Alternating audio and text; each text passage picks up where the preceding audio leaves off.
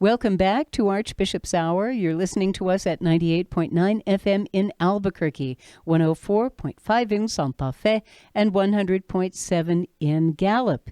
And today I'm thrilled to be speaking safely via phone with Father Michael Demkiewicz, Dominican priest, well known here in the Archdiocese and, in fact, currently serving as the Episcopal Vicar for Doctrine and Life for the Archdiocese of Santa Fe. He is also an accomplished author, and today we're going to hear about a new book. Welcome to the show, Father Michael.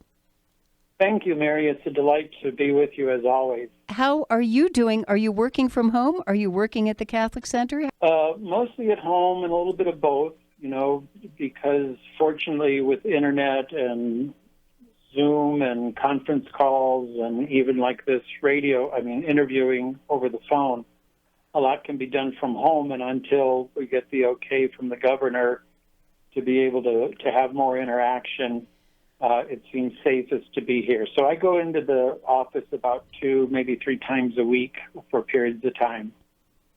And how are you dealing with the inherent cabin fever that some have been experiencing? Are you taking walks or anything like that? I do. I usually try around 11 o'clock before lunch to go for a nice hours-long walk or so, just to kind of clear my head and kind of put things in perspective. Sometimes I'll listen to podcasts on different things, and when the weather's nice, it's very pleasant. So that's a good way to do it. And the other thing is just to kind of, not let the confines get to you. Fortunately, I'm here at the rectory with Monsignor Voorhees and Father Celestin, so there are 3 of us. I'd find it a little bit more difficult if I were all alone.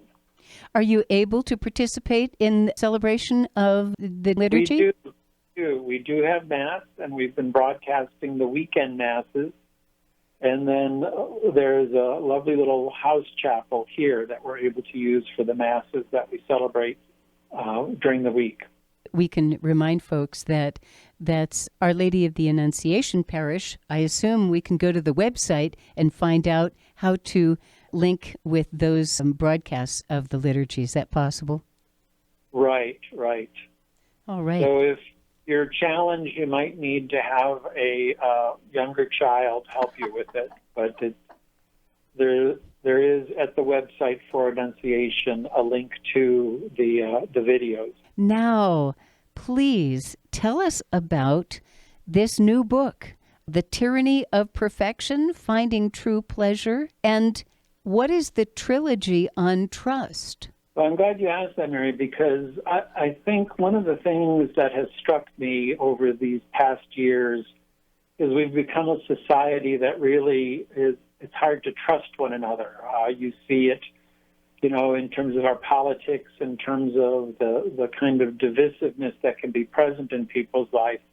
And so just to give you a few little statistics that I happen to have on hand, last year Pew Trust Research did a survey, and they find that 71% of us feel less confident in each other compared to 20 years ago, and about 79% of Americans think that our fellow citizens don't trust each other. And another statistic that I came across that is telling is 21% of adults think that national confidence is decreased immensely. You can kind of see that this climate that we're living in is really contrary to what it means to be a people of faith. And that's why I wanted to take a closer look at what it is that draws us to trusting one another. But then what that meant is I had to look at the sources and the causes of mistrust. And in the trilogy, there are 3 short little books. They're really meant to be things that people can easily read and kind of have a chance to reflect upon. But each book takes a look at a different area of how we as people have tended to mistrust each other. And so there's a lot of kind of argument or philosophical discussion, but by and large, it seems to be that the 3 things that we're most mistrusting about are sex, money, and power. So, Has this always been true, do you think?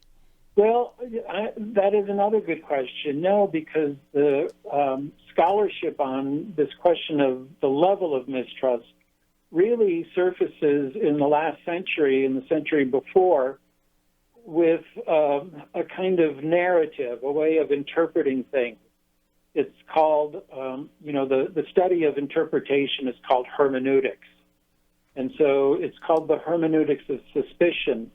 And really, three philosophers have been kind of anointed as the ones to make us question the motives of people.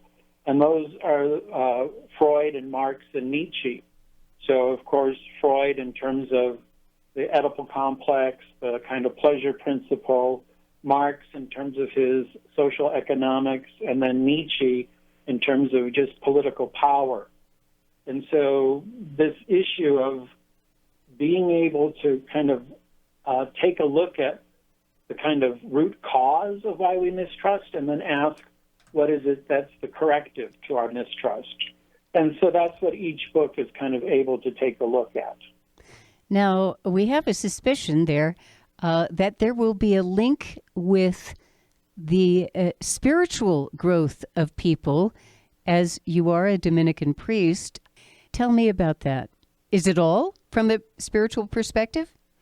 I think it is because, one of the important things about how God fashioned us is we are given the gift of our intellect. And so it's so important for us, especially I think out of a Catholic tradition, to be able to use our minds and ask the kinds of important questions of our day. So Vatican II talked about being able to read the signs of the times.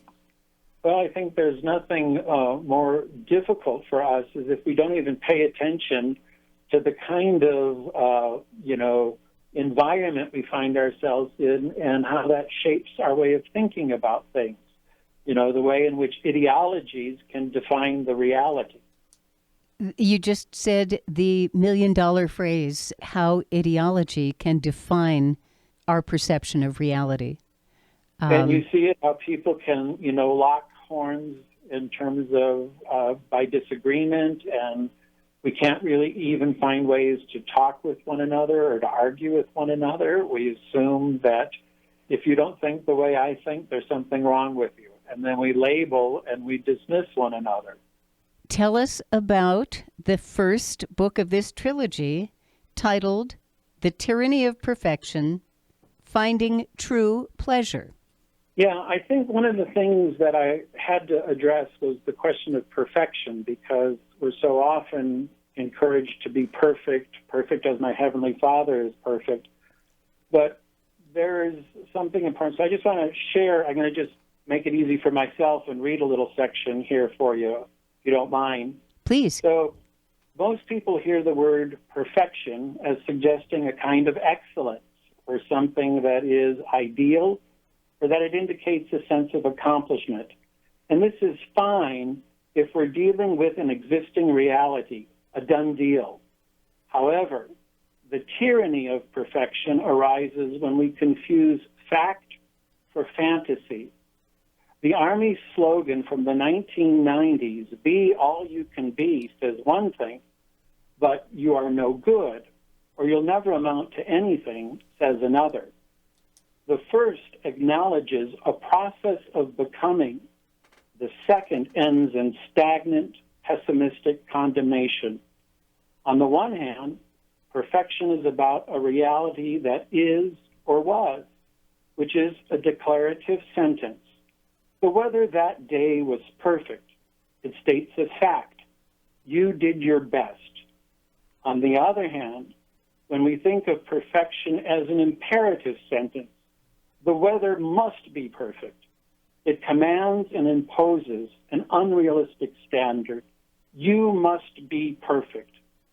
Here is where a certain tyranny takes hold, and perfection no longer declares an existing reality, but it becomes perfectionism, the imposition of an impossible standard commanding a reality to but be what is not now.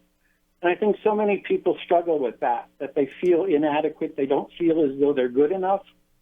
And I think one of the things about God's grace is, God knows our brokenness. And I think this is why appreciating what it means to understand the tyranny of perfection is critical. Do I have it correct that as we are constantly thrown up against this expectation of perfection, do it perfectly or you've failed, do we, in this unreal expectation, constantly diminish joy and the beauty of life around us and within us? I would say that is the pleasure of life, is to enjoy the things that are now and yet to be able to see and strive for the things that can become. But if we try to live ahead of ourselves, kind of, then we become dissatisfied. And I think one of the really important things in this book is being able to take a look at the reality of the things that guide us and help us to move along. There's a study in Psychology Today that gives 9 indications if you're a perfectionist. And so I'm just going to run through those real quickly. You think you think in all or nothing terms. You think and then act in extremes. You can't trust others to do a task correctly, so you rarely delegate. You have demanding standards for yourself and others. You have trouble completing a project because you think there is always something more you can do to make it better. You use the word should a lot. Your self-confidence depends on what you accomplish and how others react to you. You tend to fixate on something you messed up, and you procrastinate or avoid situations where you think you might not excel. I think that captures the real dilemma for a lot of us. We just kind of find ourselves stagnant, and that's the tyranny of perfection. Whereas the grace of what the gospel is, the grace of what truth is, or a real sense of this, is to be able to kind of realize all of us have a broken bit in us. So the subtitle, Finding True Pleasure, is premised on letting go of the tyranny of perfection. Can you explain a little more what you see as living with true pleasure? I think one of the things that's really key to true pleasure is acceptance of a kind of appreciation. And in the book, what I talk about are, for the ancients, there were 3 kind of ultimate realities of truth and beauty and goodness. And those 3 things are a way in which we come to that appreciative awareness, that appreciating the reality of who we are. To try and be something we're not is to be untrue. It also creates a kind of ugliness and a falsehood about who and what we are. But the interesting thing in terms of these 3 ultimate realities is you and I, day in and day out, encounter them in science and art and religion. And I think for the ancients, as for us, we need to realize that these 3 are connected to one another. They contribute to our creatively and appreciatively engaging just what life is about, the kind of real delight of it all. So, in the book I say, if there had to be an opposite of the tyranny of perfection, I think it would be the benevolence of imperfection. There's just something in terms of, accepting the fact that I am not perfect. And I think that's the real grace of the gospel, is to realize that God loves us not because we're perfect, but because we are who God has called us to be and to become.